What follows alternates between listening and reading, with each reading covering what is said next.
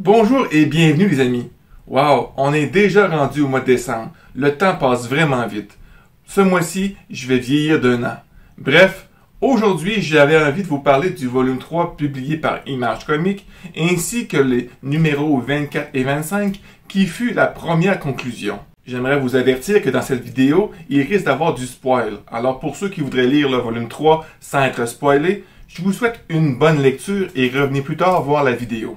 Pour ceux que le spoil ne les dérange pas ou que vous avez déjà lu le volume 3, nous allons regarder ça ensemble en profondeur après l'intro.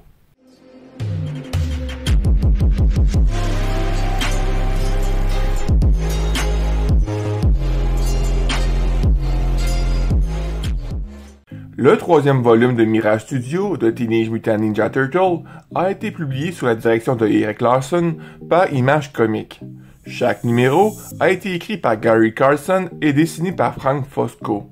Il y a eu un total de 23 numéros par Image Comics avant que le retard des ventes ne conduise à sa fin avant la conclusion de l'histoire. Le troisième volume est remarquable pour avoir un rythme plus rapide et une action plus intense tout en infligeant des changements physiques majeurs aux tortues elles-mêmes. Leonardo perd une main, le visage de Raphaël est marqué, Splinter devient une chauve-souris et Donatello devient un cyborg.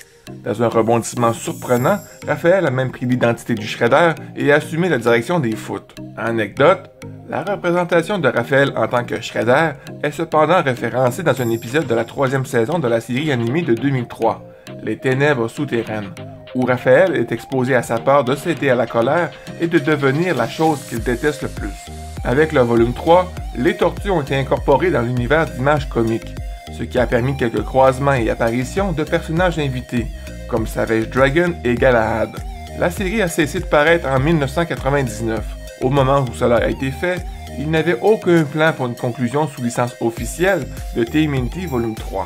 Carlson et Fosco ont contribué à une conclusion et ont donné leur bénédiction à Modine et Dubakov pour qu'il soit réalisé. Le projet de conclusion du volume 3 a eu un double objectif depuis sa conception.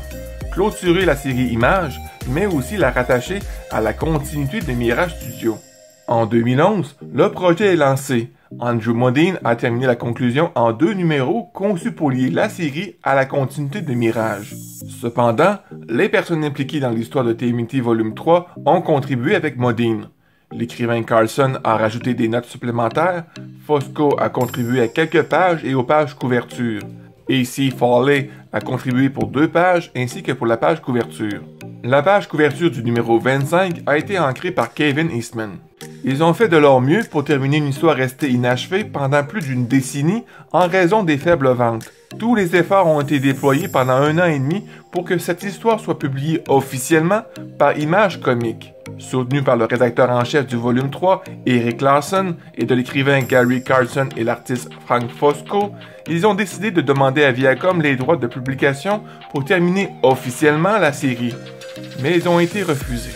TMNT Volume 3 numéro 24 et 25 a été réalisé avec la participation de l'auteur, artiste et éditeur du TMNT original du volume 3 et ne contient donc pas le sceau d'approbation de Viacom. Légalement, il s'agit de publications indépendantes et non officielles, non destinées à la vente, faites strictement à titre de cadeau à but non lucratif. Le numéro 24 a reçu un tirage initial de seulement 100 exemplaires. Un deuxième tirage est sorti en 2012, composé de seulement 35 exemplaires supplémentaires. Le numéro 25 a été imprimé à seulement 135 exemplaires aux États-Unis. 15 exemplaires supplémentaires ont été imprimés et distribués en Russie par Dubakov. La version russe contient quelques légères variations dans l'art, en particulier la page 36 où le premier panneau de la garde d'élite dégaine son épée avec les mains redessinées. En 2018, une série de réimpressions en couleur publiée par IDW, intitulée Teenage Mutant Ninja Turtles Urban Legend, a été annoncée, avec Carlson et Fosco de retour pour 3 numéros supplémentaires.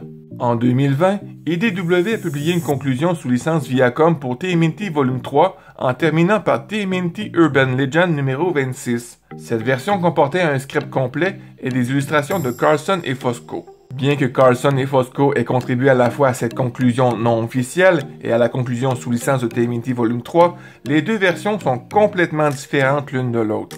TMNT Urban Legend n'est pas considéré comme canon par Mirage Studios d'après le co-créateur des Tortues, Peter Laird. D'après les créateurs Carson et Fosco, mentionnent que les numéros 24 et 25 sont la vraie conclusion. D'après les avocats de Viacom, disent que non. Quelle parole devrait-elle avoir plus d'importance à votre avis? Celle des créateurs ou celle des avocats? Je vous laisse en juger par vous-même. Si vous avez envie de lire ces numéros, les liens sont dans la description. Par conséquent, ils ne sont pas encore disponibles en français. Nous voilà maintenant à la conclusion de la vidéo, mon ami. N'oublie pas de mettre les pouces bleus parce que oui, ça fait toujours plaisir d'en recevoir. Partage pour faire connaître la chaîne, ainsi que de t'abonner et d'activer la cloche pour ne rien manquer. Sur ce, je te souhaite une excellente journée. Sois prudent parce que oui, tu es important et on se revoit bientôt. Bye bye.